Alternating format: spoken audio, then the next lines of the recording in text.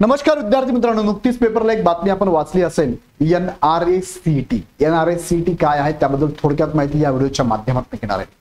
UPSC त्यातील त्यात स्पर्धात्मक परीक्षेमधून केंद्र सरकारमध्ये जी सरकारी भरती होते आणि त्यासाठी नॉन गॅझेटेडच्या ज्या पोस्ट आहे ह्या पोस्ट इथून पुढे प्रथमदर्शी सीईटी दिल्यानंतर तुमचं निवड प्रक्रिया राबवली जाणार आहे. आता हे काय प्रकरण आहे थोडक्यात आपण जाणून घेऊया. त्याचबरोबर मी तुम्हाला इथे एमपीएससी सरळ सेवा पण टाकलेला आहे. हळूहळू ही प्रोसेस कदाचित एमपीएससी म्हणजे स्टेट लेवलच्या ज्या पीएससी एक्झाम आहे किंवा सरळ सेवा एक्झाम आहे त्यांच्यासाठी सुद्धा भविष्यात लागू होऊ शकतात, म्हणून मी इथे हे पण दोन नावं टाकले आहे. आता बघूया यामध्ये सीईटी कशी लागू होणार आहे. बघा 12 सप्टेंबर 2023 ची बातमी आहे.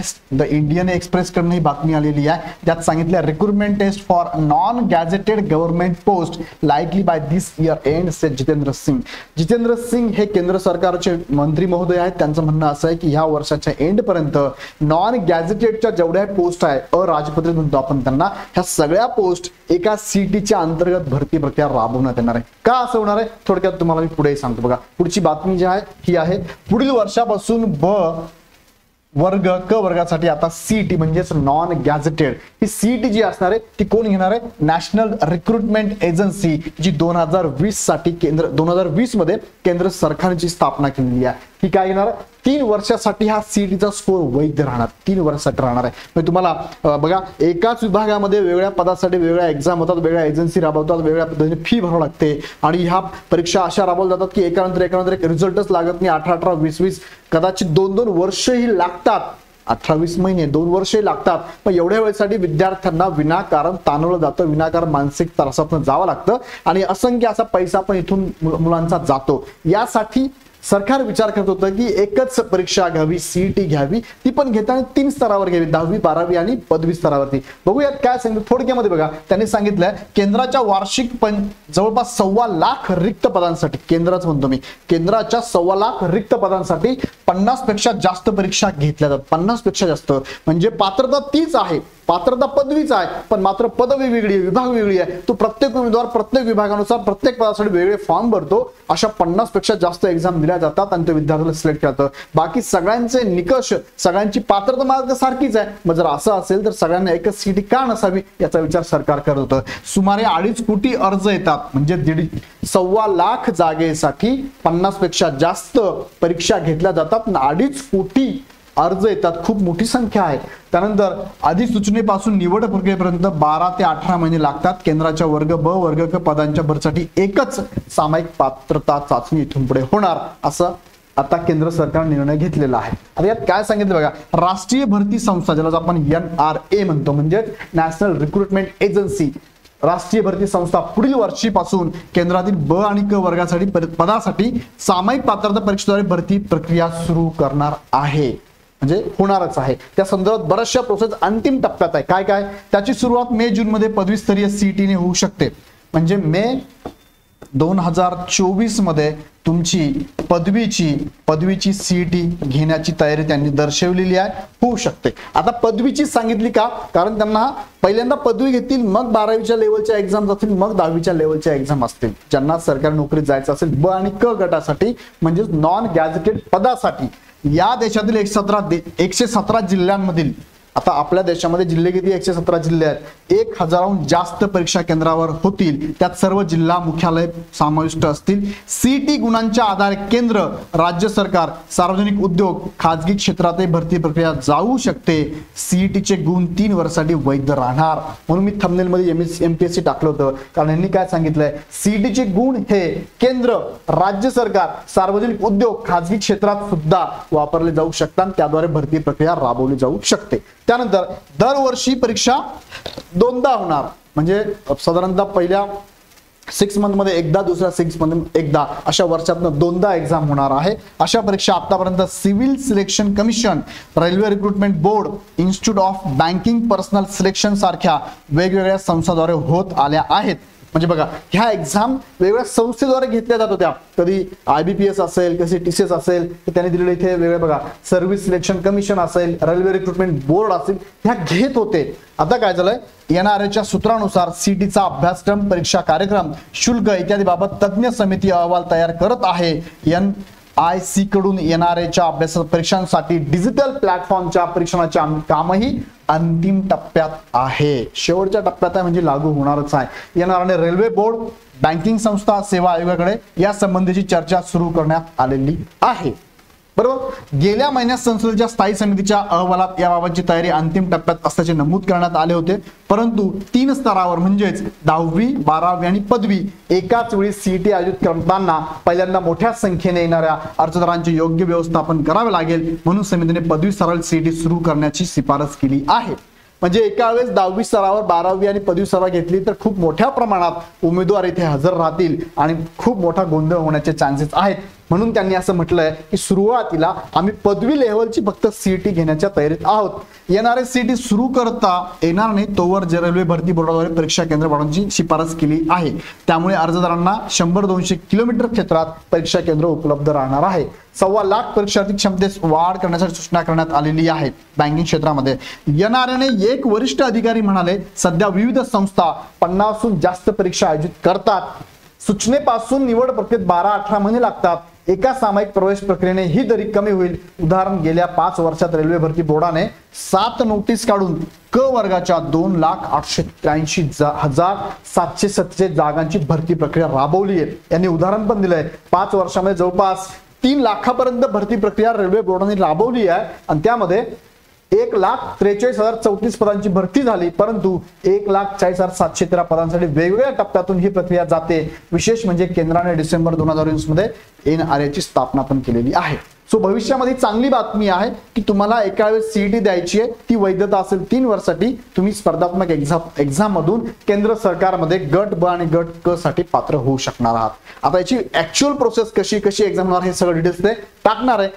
ह्या वर्षाच्या एंड पर्यंत सगळी प्रोसेस आपल्याला करणार आहे. फक्त इनिशियल बातमी लक्षात घ्या, यातनं काय सांगितलेलं आहे. एकच सीईटी होणार आहे, चांगली गोष्ट आहे, आपल्या सगळ्यांसाठी चांगली गोष्ट नक्कीच आहे. त्यात परत बघा 22 मे 2023 ला PIB इंडियाने ट्विट केलं होतं काय, येणारे gearing up to conduct computer based online common eligibility test म्हणजे CT for recruitment to non gazetted post by year end union minister Jitendra Singh यांचं ट्विट आहे. त्यांनी सांगितलेलं आहे की ही NRA कडनं ही सीईटी राबवली जाणारी ह्या इयर एंड पर्यंत नॉन गॅजेटेड पोस्ट साठी ब आणि क साठी. Minister chairs the joint meeting of the 6 autonomous body of department of personnel training. बघा ही मीटिंग पण त्यांची झाली होती आणि त्या मीटिंग मध्ये त्यांनी आता ऑथराइज नेमण्याची प्रोसेस चालू केलेली आहे.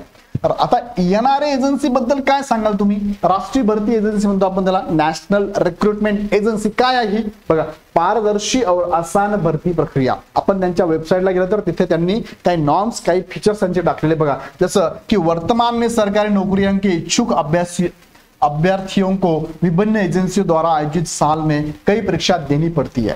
म्हणजे एकाच वर्षामध्ये वेगवेगळ्या एजन्सीमधून तुम्हाला भरपूर एग्जाम द्यावं लागतात, वेगवेगळी फी पण भरावी लागते.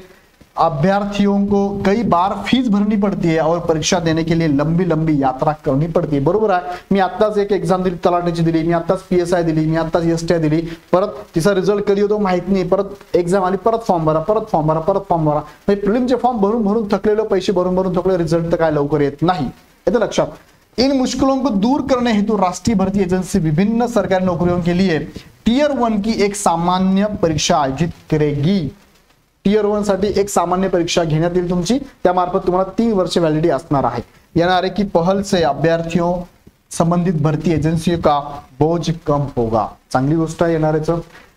त्यानंतर नौकरी चाहने वालों को सामान्य पात्रता परीक्षा CT से मिलेंगे ज्यादा विकल्प. साहजिक विद्यार्थ्यांना विकल्प खूप असणार. म्हणजे कसं बघा, सामान्य पात्रता परीक्षा म्हणजे CT 3 अलग अलग स्तर पर आयोजित की जाएगी. स्नातक स्तर पर उच्च माध्यमिक म्हणजे 12वी, मॅट्रिक म्हणजे 10वी, म्हणजेच पदवी, 12वी आणि 10वी लेवल वरती ही CT अभ्यास करणार घेतली जाणार आहे. म्हणजे 3 प्रकारच्या या CT तुम्ही देऊ शकता. 10वी स्तरावरती जर सरकारी नोकरी असेल त्यांच्यासाठी वेगळी एक्झाम CT असेल, 12वी स्तरावरती असेल आणि 1 स्तरावरती असणार आहे.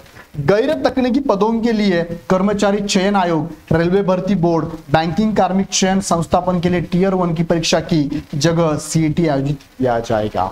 म्हणजे CT होणार आहे भविष्यामध्ये. केंद्र सरकार में ग्रुप B और ग्रुप C के पदों के लिए उम्मीदवारों को शॉर्टलिस्ट CT द्वारा किया जाएगा.